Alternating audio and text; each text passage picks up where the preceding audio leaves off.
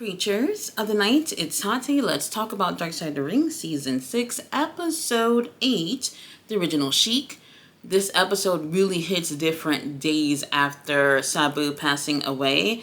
It's hard to watch. I tried not to focus too much on Sabu being there, he's interviewed on the show talking about his uncle. However, it's really difficult to do that because as you're watching them talk about the life of the Sheik, you can see what has influenced Sabu in just about every single way that you can think of in the ring, especially in the ring. And it's really tough watch. But overall, the episode was a great episode, and had this episode had aired earlier in the season, I think people would be looking at the show a lot differently and not so much in a somber mood. For this episode, we have interviews with Sabu, Jim Cornette, Abdul the Butcher, RVD, Dory Funk Jr., and family members of the Sheik. When you think of hardcore wrestling, you cannot think about hardcore wrestling without thinking about one of the innovators of that style of wrestling. He started doing things that people had, for the most part, never seen before in the ring in the 1940s and 50s. And this is one of those things that helped really take his heel character to new heights. Now, a little background on the Sheik. He was born on June 7, 1926, so making him probably one of the oldest wrestlers that they've ever talked about on Dark Side of the Ring. And he, from an early age, he lied in terms of his age so that he could be in the military. So when he was a teenager, he did go to the military. People say that he used his older brother documents so he could be able to get in. And after spending some time in the military, he goes training for wrestling. Now, he starts off as a babyface in his early career, but then a promoter was like, hey, you Arab, right? Your family, you're Arab. Maybe we can take something with that and, make a heel character out of that. Now, this ends up being exactly what he needed and exactly what everyone remembers the Sheik for being, is this Arab man who's decked out with, sometimes with a lot of jewelry. He has the whole Arab garb on, and he's just known for being an Arab wrestler, heel wrestler. Now, early in his career, especially with this character, he used to come out with his own wife and treat her as a slave in the ring, and that obviously getting him heat. And then he would take a prayer rug and he'd put it in the ring, he'd pray, and if the crowd is making noise during his prayer, he'll start the prayer over from the top. Now, this was very interesting because during this time, even in today's standards, now while this shit probably will never happen in 2025, it was easy for, in terms of wrestling, for them to take foreign cultures and be able to make them the bad guy. Come on, we've seen it so many times with them taking like Russian characters and Arab characters and making them the bad guys, and the American guys are usually the superheroes and things like that. So it was one of those situations where he was able to use his Arab ethnic background. Although he was not Muslim, his family was Catholic, he was able to use that and help him build himself as a heel, and it worked. He innovated hardcore wrestling. He was the first to use a fireball in the ring, the first to bring a snake into the ring. He used to bring pencils and pens, and he would use it to stab his opponents. He would bring chairs, and incorporating those things into the ring made him a lot more scarier. This is stuff that people weren't really seeing in the 40s and the 50s, and this became what popularized hardcore wrestling. Now, one thing that he was proud of is being a wrestler. Not just a wrestler, but a heel wrestler. And it was very important for him to never break kayfabe. So even his family called him the Sheik. No matter who it was, you had to call him the Sheik. When he was in public, he stayed in character. And also, Sabu talked about how when they would have family members, not family members, like wrestlers over, he would literally have baby faces in one room and the heels in another room, because in real life they would never react with each other. So this is so interesting how, like, even when you're in the comfort of your own home, where everybody's in the business with you and they know exactly what you're going through in terms of not trying to break kayfabe in public, you're still taking on that character even in the comfort of your own home. Now, with that being said, him coming from a foreign culture, people didn't understand him, and unfortunately, with him being a heel that he was, people felt some type of way. There was incidents where people had came out to stab him. Somebody came to the dressing room one day backstage, and they went to stab him, and he ended up taking this object and stabbing the man his damn self, because obviously if somebody run up to you with a knife, you're not going to let them do anything to you. So hey, it's either you or it's either me. And there's situations where this happened a lot, during those times. You're not really going to hear anything about that nowadays. There was even a situation where at a show in front of fans, a fan coming there with a gun, and he points it at the Sheik. And the Sheik is standing there, and the crowd is cheering for this man and telling him to shoot him. That's how much they hate his ass. Now, the man, he shoots, but the gun is jammed. And the police comes over, and they obviously arrest this guy. And then when the police is trying out the gun to see like what happened, why did the gun malfunction, and boom, here comes the bullet flying out. So if this guy would have tried one more time to shoot at Sheik, trust me, this episode would have been cut a lot shorter. Now, while he's finding success in his career, he ends up in 1964 owning Big Time Wrestling Promotion, which is based in Detroit. They were in the famous Cabo Hall, where they would have their wrestling shows. Now, this venue had a maximum seating of 12,000 people, and almost every show they were able to almost sell out this place. So this is huge in terms of professional wrestling in the 60s and 70s for someone to be able to pack a place with 12,000 people. And just to give a little context here, when they would have concerts or the NBA would be playing at this venue, they were not able to get that many people sitting there to watch. So that's to show you how popular professional wrestling was. Now, he was making a lot of money when it came to this promotion. Even one year reporting that he made $400,000. Now, $400,000 in today's terms, I believe that's definitely well over $1 million, probably a little closer to $2 million. And this is only the money that he was able to report. Now, this back in the days, we ain't had no credit card, we had no debit cards, we didn't have Cash App. He was getting cash for everything. If you wanted to pocket some things and then report certain things, like people still do nowadays in terms of taxes, he could literally get away with that. And he lived this lavish lifestyle where he had a mansion, he had several homes, he had luxury cars, he had a different suit for every motherfucking day of the year and millennium. He had so much jewelry, and wherever he go, people would stop and stare just to get a glimpse of him. That's how luxurious he lived his life from the money he made from professional wrestling. Now, with all that money that he's making, unfortunately, he also was a gambler, and he was gambling big time money. When you're making a lot of money like how he was making, you kind of feel like this thing is just going to last forever. I'm just going to keep getting money like this forever. And I'm pretty sure later on in his life, he wished he did not do that.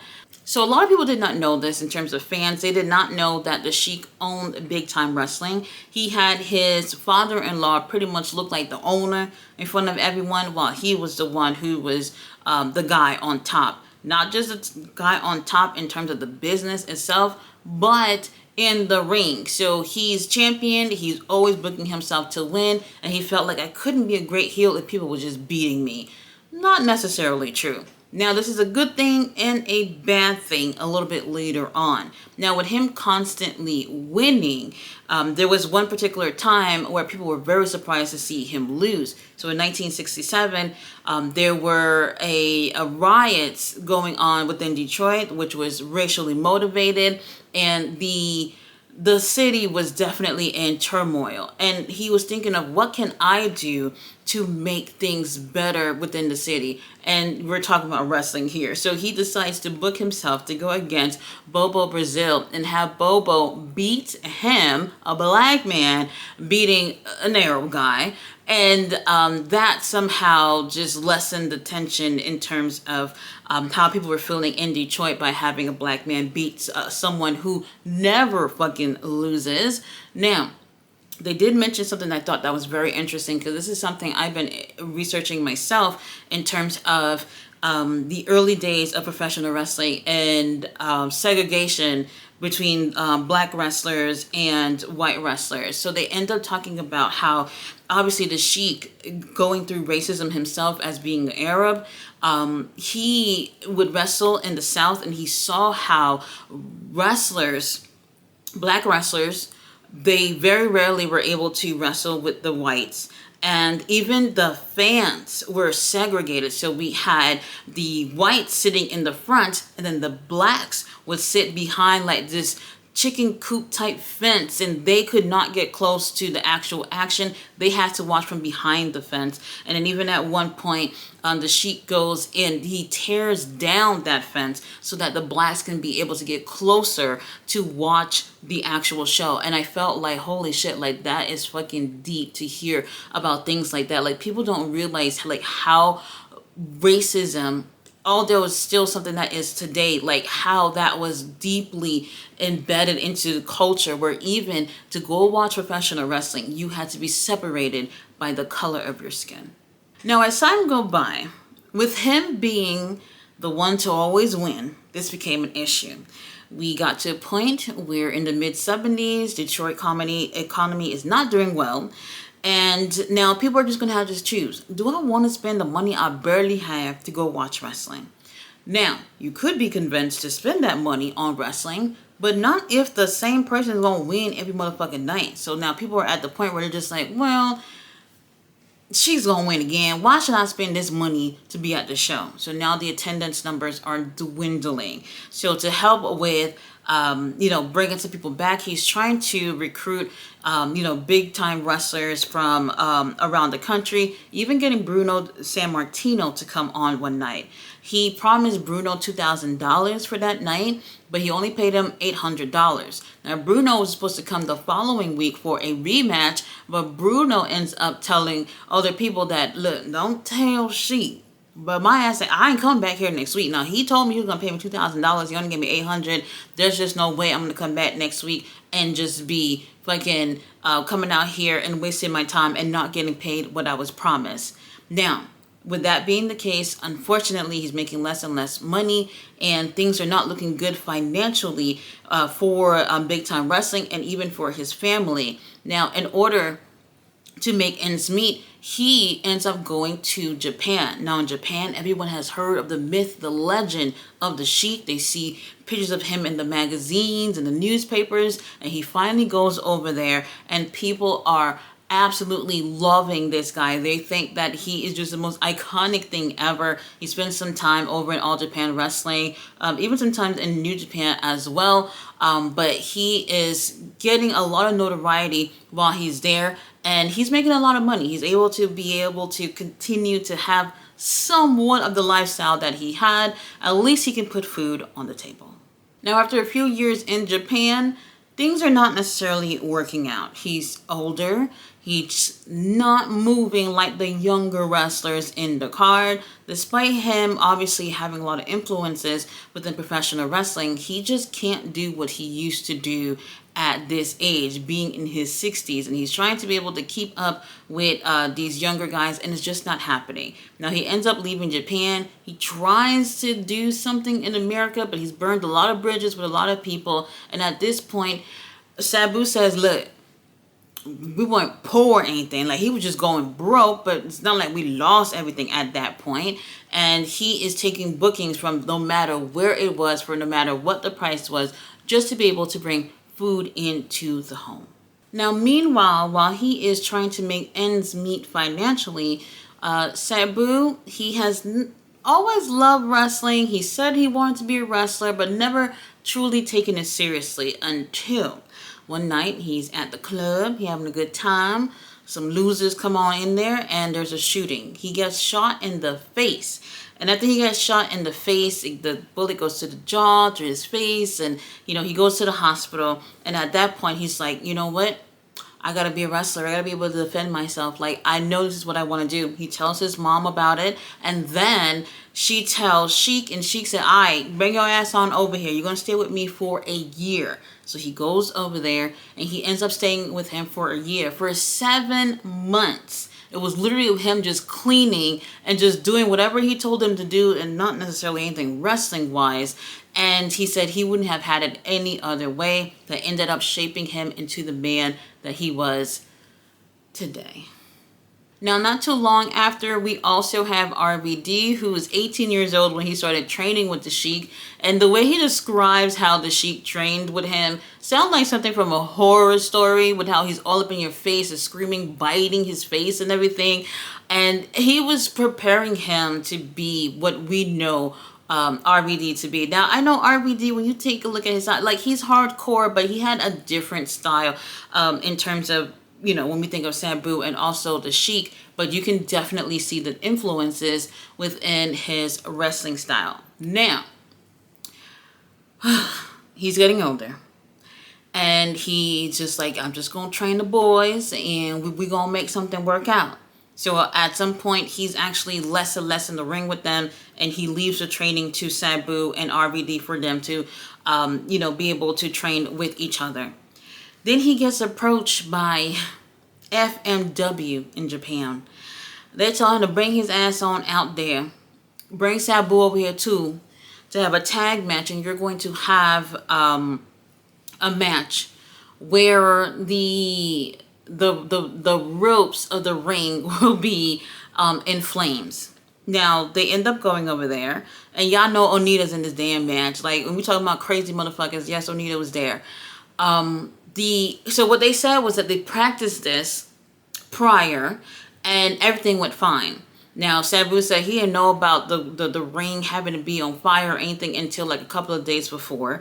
But since they practiced and everything went fine, they went with it. Then, here comes the match. They're having a match in a baseball field, an open area. It's windy. The wind is just blowing the flames all over the place. The ring is literally catching on fire, is melting.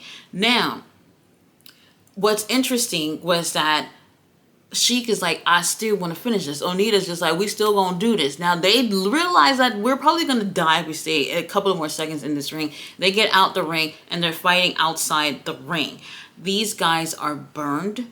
Matter of fact, Sheik has like 20 to 30% burns from this match. And what was crazy about it was, after this, he gets on a plane to go back home, a 14-hour flight back home, burns, and people on the plane were complaining about how they could smell his flesh, his burning flesh on the flight. And his family was talking about how even when he was home, he never complained about any of the burns and how much pain he was in. You could never see it in his face. He never said anything, and they just helped him recuperate. Now, we do have Sheik, who is accompanying Sabu in terms of like a manager style. And in 1995, at a WCCW show, unfortunately, while he's ringside, he gets hurt accidentally, and he breaks his leg. Instead of crying or going to the back about it, he stays out there and he plays his part, and he doesn't say anything until we get backstage and we find out that his leg is broken. And he just never complained about anything, especially with a hardcore career like that. What's there to complain about?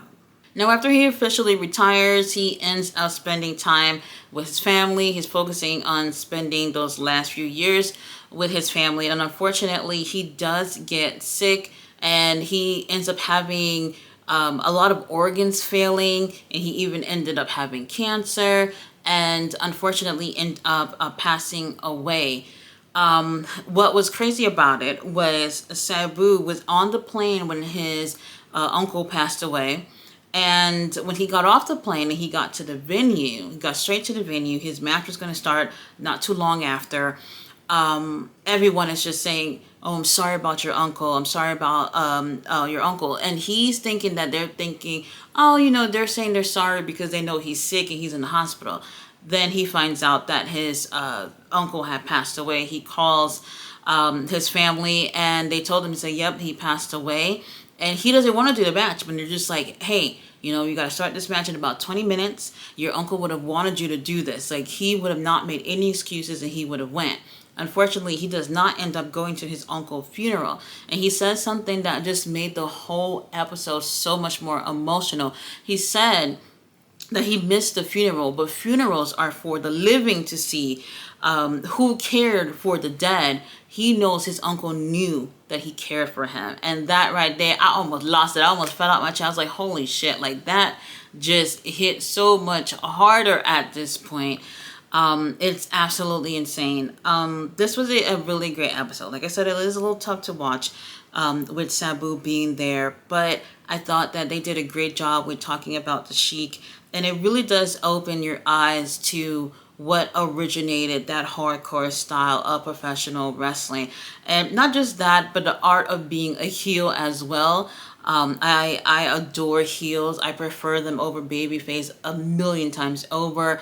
And I think if anyone is looking to be a heel or looking to find out more about heels, he's definitely one of those characters that you want to look back at and kind of just go through their career and what made them successful. Next episode, we're going to be talking about the Scream Queen, Daphne. That's going to be another emotional roller coaster. So that's for episode 9 of next week. So if you did not check out this episode is from Vice TV. They're on at 9 Central, 10 Eastern. So go ahead and check them out. It's a really great episode. I'll see you guys for the next one. Bye.